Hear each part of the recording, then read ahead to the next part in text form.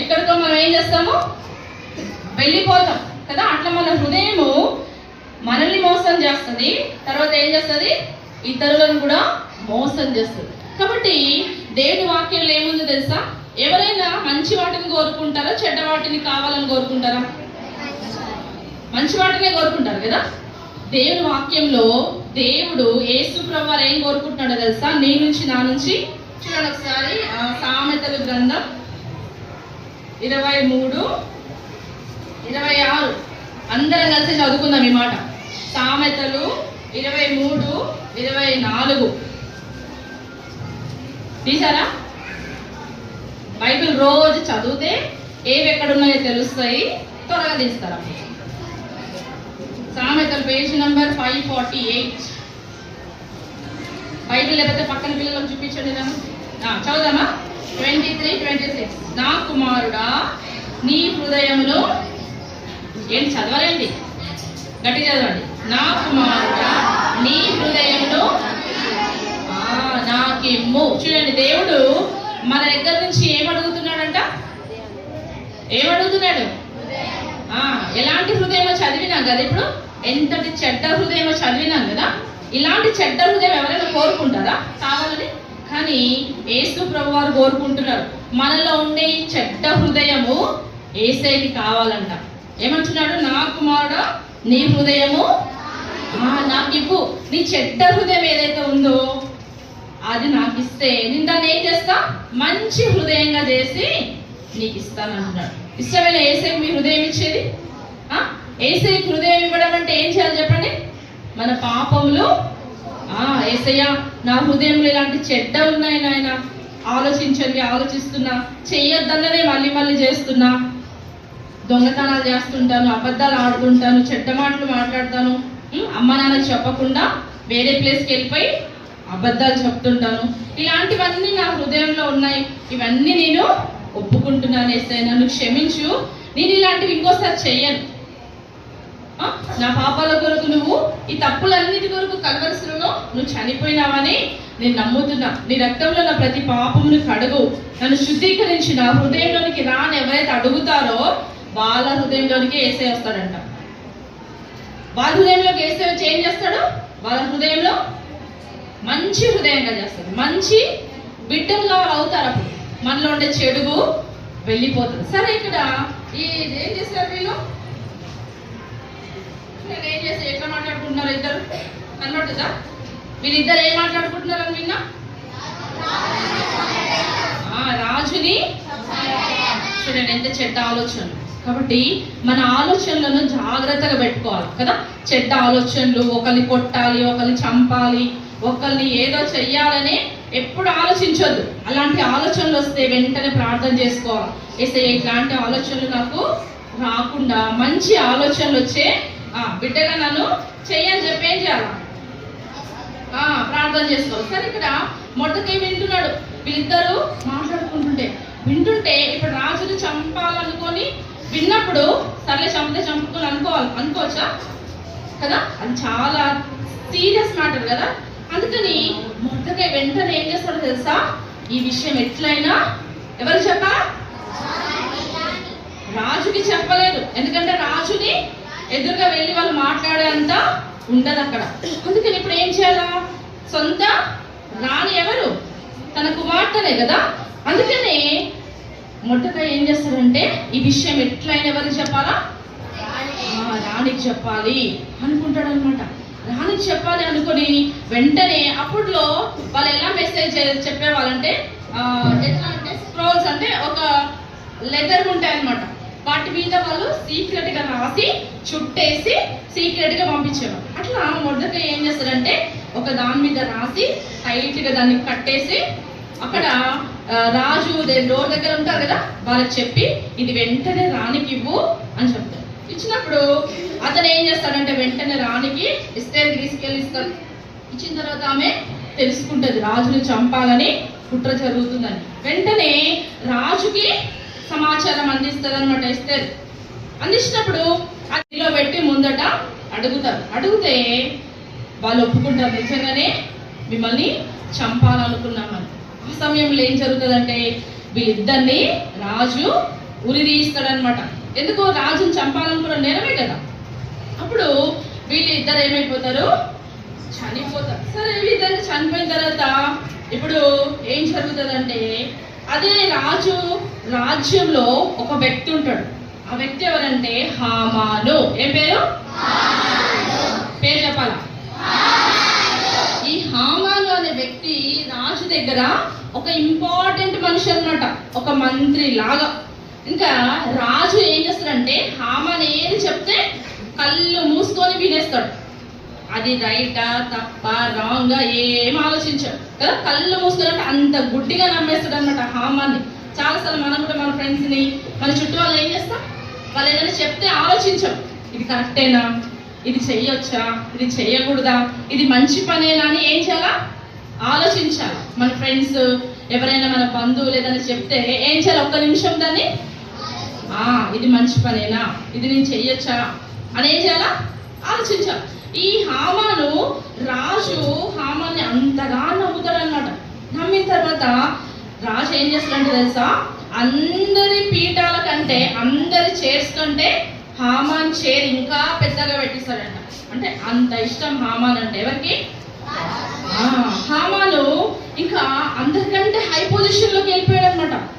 High position లోకి వెళ్ళిపోగానే ఏం జరుగుతుందంటే, హామాన్కి ఇంకా గర్వం వచ్చేస్తుంది. ఏమొస్తుంది కదా.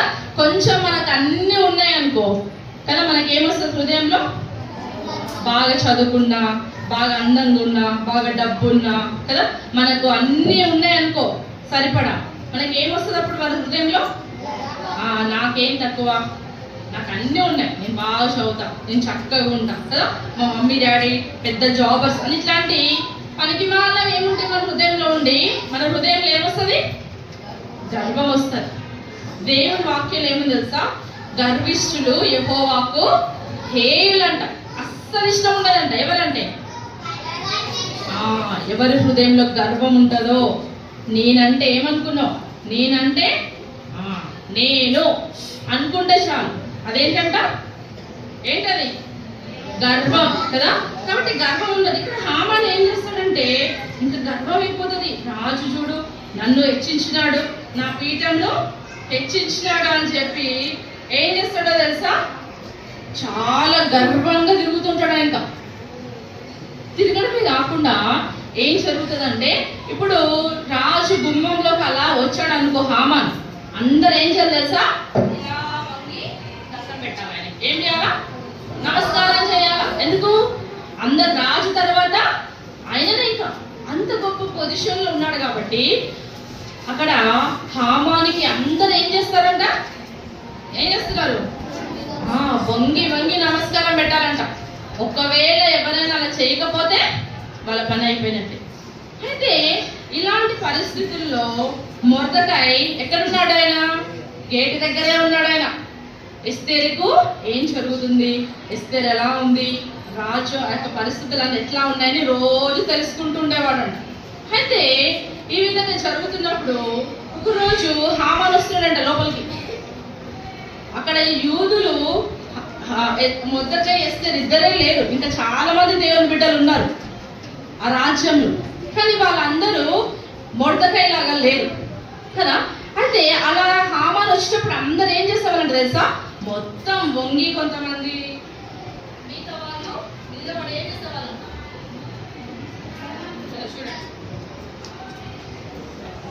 ఏం చేస్తున్నారు? అందరు కనిపిస్తున్నా ఇక్కడ ఇక్కడ వీళ్ళందరూ ఏం చేస్తున్నారు? వంగి వంగి వినాలి చూడాల నమస్కారం చేస్తున్నారంట. ఎందుకు? భయం, ఒకవేళ హామాను మమ్మల్ని ఏమైనా చేస్తాడేమో అని చెప్పి. అందుకని ఇక్కడ ఉన్నాడు హామాన్ కదా, మొర్దెకై ఇక్కడ ఉన్నాడు. మిగతా వాళ్ళందరూ వంగి నమస్కారం చేస్తున్నారంట. కానీ ఎవరు నమస్కారం చేయట్లేదు తెలుసా? చూడండి ఎక్కడ నుంచున్నాడు మొర్దెకై? స్ట్రైట్ గా నుంచున్నాడు. నువ్వు వస్తే నాకేంటి అన్నట్టు నుంచున్నాడు. చూడండి అనిపిస్తుందా? అయితే ఇది ఇలా హామాను వచ్చి వెళ్ళడం, అందరు నమస్కరిస్తున్నారు కానీ మొర్దెకై నమస్కరించట్లేదంట. నమస్కరించకపోతే కొంతమంది చూసారంట. కొంతమంది చూసి వెళ్ళి హామాను చెప్పారంట కదా. ఇట్లాంటి చాడీలు చెప్పేవాళ్ళు ఉంటారు కదా, అవునా? మనం కొన్నిసార్లు చాడీలు చెప్తాము, ఇతరులు కూడా మన పైన ఏం చేస్తారు? అట్లాంటి బుద్ధి మనకు ఉండదు కదా, మంచి బిడ్డలుగా ఉండాలి. అయితే ఇక్కడ కొంతమంది గమనించి హామాన్కి వెళ్ళి చెప్పారంట, హామాను మీకు తెలుసా మరి మొర్దెకై అని ఒక వ్యక్తి ఉన్నాడు, ఆయన నువ్వు వచ్చేటప్పుడు ఏం చేయట్లేదు, మీకు ఏం చేయట్లేదు, మీకు మంచి కూర్చోవాలి నాన్న, మంచి కూర్చోండి, ఏం చేయట్లేదు, నమస్కరించట్లేదు అని చెప్తే సంతోషం అవుతుంది. ఇప్పుడు హామాన్కి చాలా కోపం వచ్చిందంట, నేను వస్తుంటే నమస్కరించట్లేదా, సరే చూస్తా ఉండు అని చెప్పి నెక్స్ట్ రోజు సేమ్ అలానే వస్తుంటే మొదటగా ఏం చేసిండు, మళ్ళీ అలానే నుంచున్నాడంట. ఇంకా హామాన్ దృష్టిలో పడ్డాడు మొదటగా. పడి ఏమైంది తెలుసా, హామాను గమ్మున కోపంతో వెళ్ళిపోతాడు. వెళ్ళిపోయిన తర్వాత అక్కడ చాలా మంది యూదులు ఉన్నారు, వాళ్ళు కూడా నమస్కారం చేస్తారు హామాన్, ఒక్క మొదటగా తప్ప. అయితే అక్కడ ఏం జరుగుతుంది చూడండి, ఒక ఇద్దరు వచ్చి అడుగుతున్నారంట, ఏంటి మేమందరం నమస్కారం చేస్తున్నాం కదా, మేమందరం కూడా దేవుని బిడ్డలమే కదా, అయినా నువ్వు ఒక్కడవే ఏంటి నమస్కారం చేయట్లేదు మొర్దెకై, ఏంటి నీ సంగతి అని అడిగితే మొర్దెకై ఏమని చెప్తున్నా తెలుసా, నాకు ఒకే ఒక్క దేవుడు, ఆ దేవునికే నేను ఏం చేస్తా, నమస్కారం చేస్తా, ఇంకా ఎవ్వరికి నమస్కారం చెయ్యను, ఏ మనుషునికి నేను నమస్కారము చెయ్యను, అది నేను చెయ్యజాలను, నేను యూదుని, నేను దేవుని బిడ్డను కాబట్టి మనుషులకు నేను ఏం చేయను, నా దేవునికి ఒక్కరికే నేను ఏం చేస్తా అని చెప్పాడంట. చెప్పగానే అయ్యో నువ్వు అట్లా చెప్పామనుకో మేమందరం కూడా నీ వల్ల మేము ఏమవుతాము, కష్టంలో పడతాం మేము అనుకున్నారంట. అయినా పర్వాలేదు అని మొర్దెకై అట్లా దేవుని కోసం ఏం చేసినాడు, ఆయన నిలబడినాడు కదా.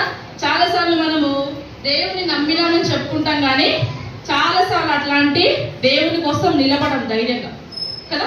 కొన్నిసార్లు దాక్కొని ఉంటారు, దేవుని బిడ్డలంటే చెప్పుకోవడానికి సిగ్గుగా పడతారు. అట్లా ఉండకూడదు కదా, యేసయ్య బిడ్డలం మేము అని మన చుట్టూ ఉండే వాళ్ళకి, మన కాలేజ్లో కదా, మన స్కూల్స్లో మనం ఎట్లుండాలా, ధైర్యంగా నిలబడాలి కదా. దేవుని కోసం ఎట్లుండాలా మనము, అంతేగాని ఇక్కడ హామాను ప్రత్యేకంగా కూడా ఉన్నాడు ఆయన కదా. ఏముంది, ఒక నమస్కారం చేస్తే మన అయ్యేదా, ఏం అవ్వదేమో కానీ నేను దేవునికి మాత్రమే మొక్కుతాను, అట్లాంటి తీర్మానం చేసుకుంటాం. కాబట్టి దేవుని కొరకు మంచి తీర్మానాలు చేసుకోవాలి మనం కూడా కదా. మంచి ఆశ ఉండాలి మనలో, దేవుని కోసం నేను జీవిస్తా, దేవుని కోసం నిలబడతా, మంచి విషయాల కోసం నేను నిలబడతా, చెడ్డ వాటి కోసం నేను నిలబడను అని ఏం చేసుకోవాలి, ఏం చేసుకోవాలి చెప్పండి, తీర్మానం చేసుకోవాలి. ఎవరైతే దేవుని కోసం నిలబడతారో దేవుడు వాళ్ళని ఏం చేస్తాడో తెలుసా, హెచ్చిస్తాడు, ఘనపరుస్తాడు. కాబట్టి ఇక్కడ ఏం జరుగుతుందంటే మరి మొర్దెకై ఆ విధంగా చేయనప్పుడు చాలా పెద్ద చిక్కుల్లో పడతాడు.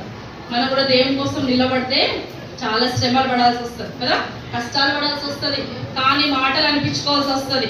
అయితే వాటి అన్నిట్లో మనం ఏం చేయాలి చెప్పండి, ప్రభు కొరకు, యేసయ్య కొరకు ప్రత్యేకమైన బిడ్డలుగా ఈ లోకంలో మనం ఏం చేయాలి, ఏం చేయాలా, నిలబడాలి. ఎవరైతే నిలబడతారో దేవుడు వాళ్ళ జీవితాల్ని ఆశీర్వదిస్తాడు. సరే ఇక్కడ మొర్దెకై ఆ విధంగా నమస్కరించినందుకు ఏం జరుగుతుందంటే హామానికి చాలా కోపం వస్తుంది. నీవు నాకు నమస్కారం చెయ్యవా, చూడు నీ సంగతి ఏం చేస్తానని ఒక రోజు అంట రాజు దగ్గరికి వెళ్తాడు. రాజు దగ్గరికి వెళ్ళి ఏమని చెప్తారో తెలుసా, రాజా మన రాజ్యంలో ఒక జాతి వాళ్ళు ఉన్నారు, వాళ్ళు ఎలాంటి వాళ్ళు తెలుసా, వాళ్ళ విధులు మన విధులకు వ్యతిరేకంగా ఉంటాయి, అంటే మనం చేసినట్టు వాళ్ళు చెయ్యరు, మనలాగా ఉండవు వాళ్ళ పనులు, వాళ్ళు సపరేట్గా ఉంటారు. ఇట్లాంటి వాళ్ళు నీ రాజ్యంలో ఉండడము నీకు చాలా నష్టం రాజా. అందుకే నేను ఒక ప్లాన్ వేసిన, ఏమంటే ఆ యూదులందరిని ఏం చేయాలనుకుంటున్నా, చంపేయాలనుకుంటున్నా. ఎందుకు యూదులందరిని చంపాలనుకుంటున్నారంటే కేవలం మొర్దెకై నమస్కారం చేయనందుకు. అయితే మొర్దెకై ఒక్కడిని చంపితే కుదరదు, మొర్దెకై జాతి వారందరిని చంపేస్తే అప్పుడు నేను గ్రేట్ అనుకుంటాడు అనమాట హామాన్. ఆ ఒక్కడు నమస్కరించినందుకు ఒక్కడిని చంపచ్చు కదా. ఆయన ఏమనుకుంటారంటే ఆ రాజ్యంలో ఉన్న యూదులందరినీ, అంటే మొర్దెకైకి సంబంధించిన వాళ్ళందరినీ ఏం చేయాలనుకుంటున్నాడు? చంపేయాలనుకుంటున్నాడు. అందుకే రాజు దగ్గరికి వెళ్ళి ఏమన్నాడంట తెలుసా? రాజా, ఆ యూదులందరినీ నేను ఏం చేయాలనుకుంటున్నా? చంపేయాలనుకుంటున్నా. ఎందుకంటే వాళ్ళు నీ రాజ్యంలో ఉన్నారనుకో, మన రాజ్యానికి చాలా ఏం జరుగుతుంది? నష్టం అని. ఒకవేళ ఈ పనంతా చేయడం, చంపాలి అని పనంతా చేయాలని ఖర్చు అవుతుంది కదా, ఆ ఖర్చు అంతా 20,000 మనుగుల వెండి రాజు ఖజానాలో ఉంచడానికి మీరు ముద్ర వేయాలి అని అడుగుతాడు అనమాట. ఎన్ని వేల మనుగులు అంట? 20,000 మనుగుల వెండి. ఎన్ని చెప్పండి నోట్ తోటి. అంత ఖర్చు అవుతుంది అనమాట వాళ్ళందరినీ, యూదులందరినీ చంపడానికి. ఎంత చెడ్డ ఆలోచన కదా. కానీ ఇక్కడ హామాను చాలా భయంకరమైన వ్యక్తి. హామాను యూదులకు ఎట్లాంటి తెలుసా? శత్రువు అంట. ఆయన ఎట్లాంటి వాడు? మనకు కూడా ఒక శత్రువు ఉంటాడు, సైతాన్. ఏం చేస్తాడు తెలుసా? మనం చెయ్యొద్దు అనుకున్నవి ఏం చేస్తాడు? మనం చేసేట్లుగా చేస్తాడు. అది వాడి పని. కాబట్టి సైతాన్ మాటను మనం ఏం చేయొద్దు, వినకూడదు. ఒకవేళ సైతాన్ మాట వింటే మనం నష్టపోతాం. ఇక్కడ హామాను ప్లాన్ వేస్తున్నాడు, మొర్దెకైతో పాటు వాళ్ళందరినీ చంపేయాలని. అయితే రాజుకు అలా చెప్పినప్పుడు రాజు ఆలోచించవచ్చు కదా, అయ్యో ఏంటి అందరిని చంపాలంటున్నాడు, ఏం జరిగింది అని ఆలోచించాలి కదా. రాజు ఏం చేస్తాడని చెప్పాను? నమ్మేస్తాడు. ఎవరిని? హామాన్. ఆయన చేసేదంతా కరెక్ట్ అనుకుంటాడు అనమాట. అయితే ఏం జరుగుతుందంటే హామాన్కి రాజు ఉంగరము ముద్ర ఇస్తాడనమాట. ఆ ముద్రను వేసేసి ఒక రోజు నిర్ణయిస్తాడు, చీటి వేస్తాడు. చీట్లు వేస్తారు కదా, చీట్లు వేస్తా ఉంటారు అప్పుడప్పుడు, తెలీదా? అయితే ఇక్కడ బైబిల్లో హామాన్ ఏం చేశాడంటే చీట్లు వేశాడంట. అంటే ఏ రోజు యూదులందరినీ మొర్దెకైని చంపాలి అని ప్లాన్ గీశాడంట. దానికి జాతకాలు చూస్తారు కదా, బయట తెలుసు కదా, ఏ రోజు మంచిది ఏ రోజు చెడుది అని. అట్లా హామాను చీట్లు వేసి ఏ రోజు మంచిది ఎవరిని చెప్పడానికంట? యూదులంటే దేవుని బిడ్డలు. దేవుని బిడ్డల్ని మనం ఏమన్నా అంటే దేవుడు ఊరుకోడు కదా. మిమ్మల్ని ఏమన్నా అంటే మీ మమ్మీ డాడీ ఊరుకుంటారా? పోయి వాళ్ళతో కొట్లాడేసి వస్తారు కదా. మరి దేవుని పిల్లల్ని మనం ఏమన్నా అంటే దేవుడు ఊరుకుంటాడు మనల్ని? ఊరుకోడు కదా. దేవుని వాక్యాలు ఏమి తెలుసా? మిమ్మల్ని ముట్టువాడు నా కన్ను గుడ్డును ముట్టినట్లంట. మనల్ని ఎవరైనా ఏమన్నా అంటే ఎవరిని అన్నట్లంట? దేవుణ్ణి, యేసుని అన్నట్లంట. మనం అంటే అంత ప్రశస్తమైన వారం దేవుని దృష్టిలో. అయితే ఇక్కడ హామాను చీటి వేసినప్పుడు 12వ నెల 13వ తారీఖు ఏంటంట? ఆ రోజు మంచి రోజు అని వాళ్ళ చీటిలో తేలిందంట. ఎన్నో నెల చెప్పండి ఇప్పుడు? 12వ నెల 13వ తేదీన మంచి రోజు ఉంది. ఆ రోజు అందరు యూదులందరినీ చంపేయచ్చు అని చెప్పారంట. చాలా సంతోషంగా ఉందంట. ఇప్పుడు ఎవరికి?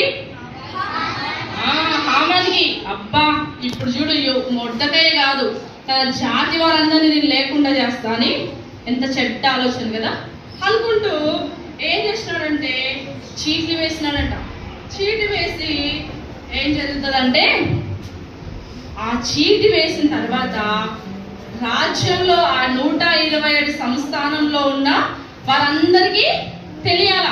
ఓన్లీ హామాన్ ఉండే ప్లేస్ లో మాత్రమే కాదు, రాజు పరిపాలిస్తున్న 127 సంస్థానంలో ఉన్నటువంటి యూదులందరూ కూడా చంపేయాలి. ఎంత పెద్ద ప్లాన్ చూడండి కదా. అన్ని స్థలాల్లో ఉన్న వాళ్ళని చంపాలంటే ఊరికేనే కదా. కానీ వాళ్ళకి తాకీదులు రాసి పంపిస్తాడు హామాన్. సైనికులని గుర్రాల పైన పంపిస్తాడు.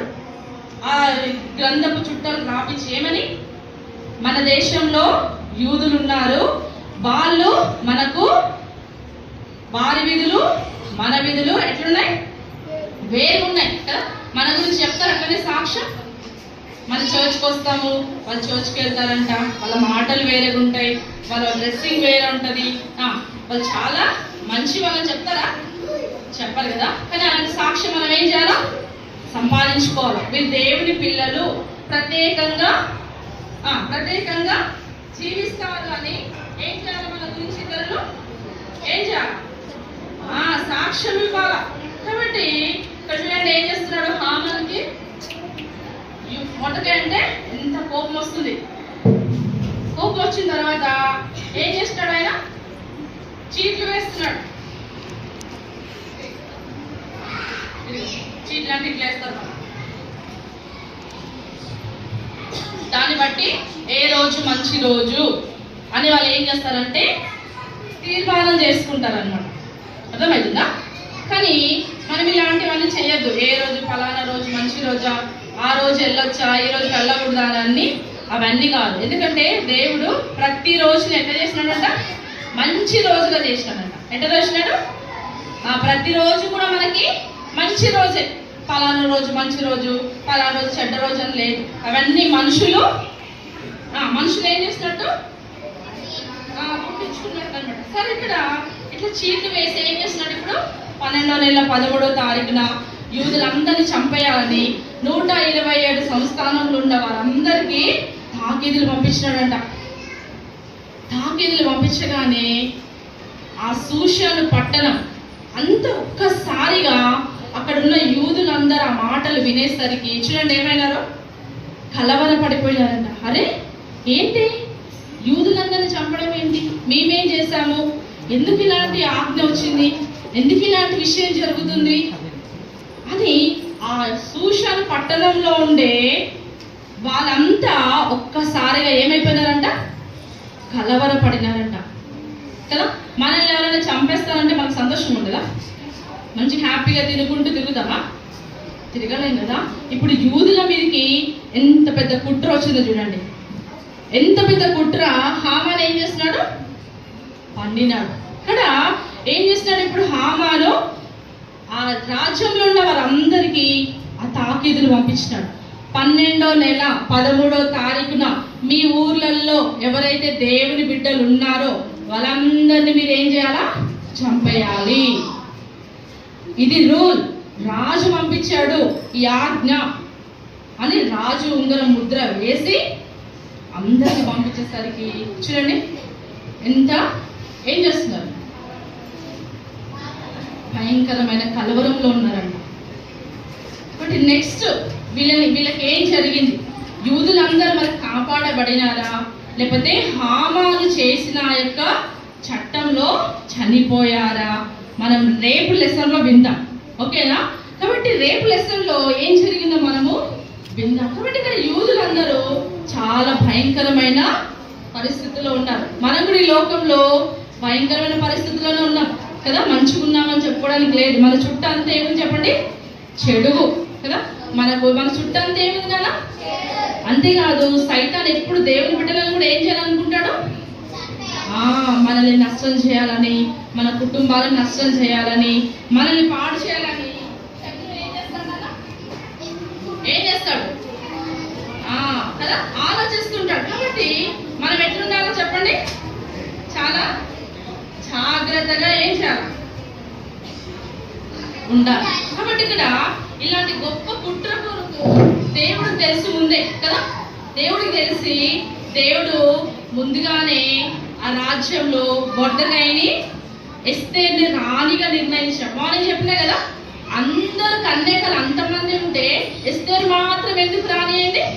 ఏదో రాజ్యంలో సుఖము అవన్నీ అనుభవించడానిక కాదు.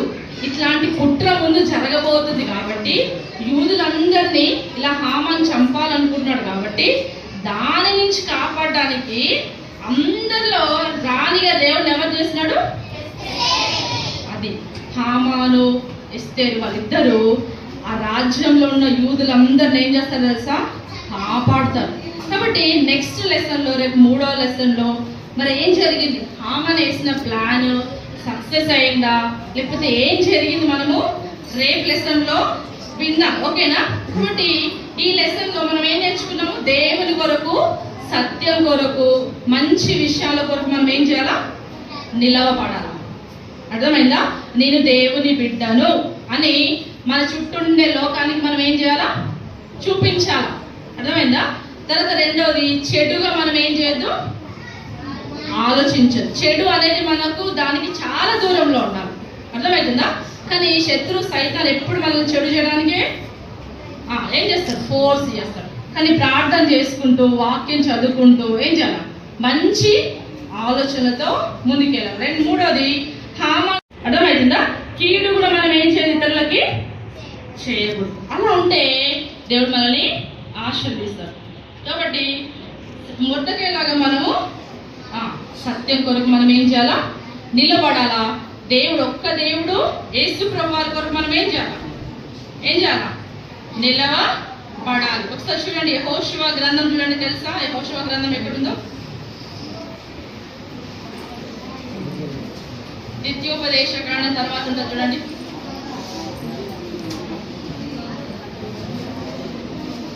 మీ కంఠత వాక్యం ఇది. యెహోషువ గ్రంథం 1వ అధ్యాయము 9వ వచనం. యెహోషువ గ్రంథం పేజీ నంబర్ 177. క్రొత్త పాత నిబంధనలో 177. యెహోషువ గ్రంథం 1వ అధ్యాయము 9వ వచనం. నేను చదువుతున్నా, అక్కడ నుంచి మీ కంఠత వాక్యం గుర్తుపెట్టుకోండి. నిబ్బరము కలిగి ధైర్యంగా ఉండుము, దిగులు పడకము, చెడియకము. నీవు నడుచు మార్గం అంతటిలో నీ దేవుడైన యెహోవా నీకు. ఓకేనా? కాబట్టి ఏ పరిస్థితుల్లోనైనా మనం ఏం చేయొద్దు?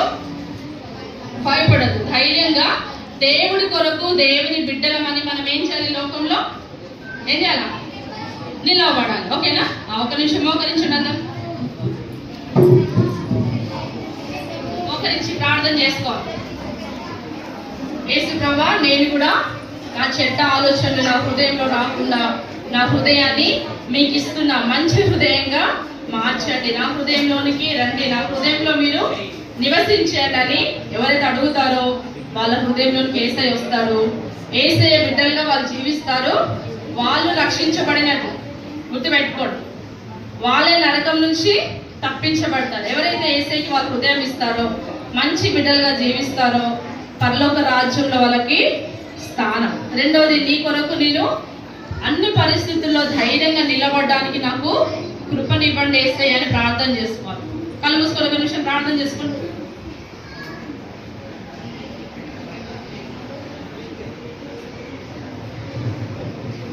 ప్రార్థన చేసుకోవాలి.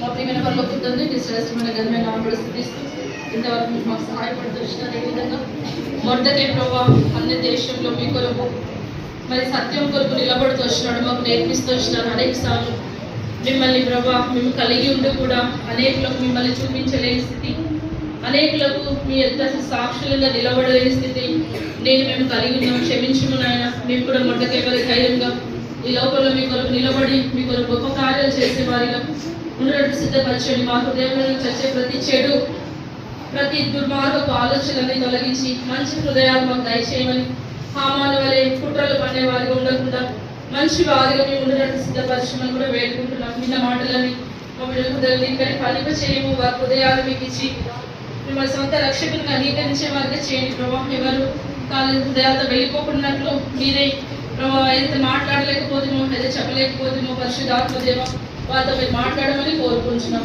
తిరిగి రేపటి దిన కోరు మా బిడ్డలందరూ కూడా సిద్ధపరచమని, ముందున్న సమయం కూడా మాకు దీవెనకరంగా చేయమని కృతజ్ఞతలు చెల్లిస్తూ యేసు ప్రభు నామంలోనే స్తుతించి ప్రార్థించి అడిగి వేడుకొనుచున్నాము తండ్రి.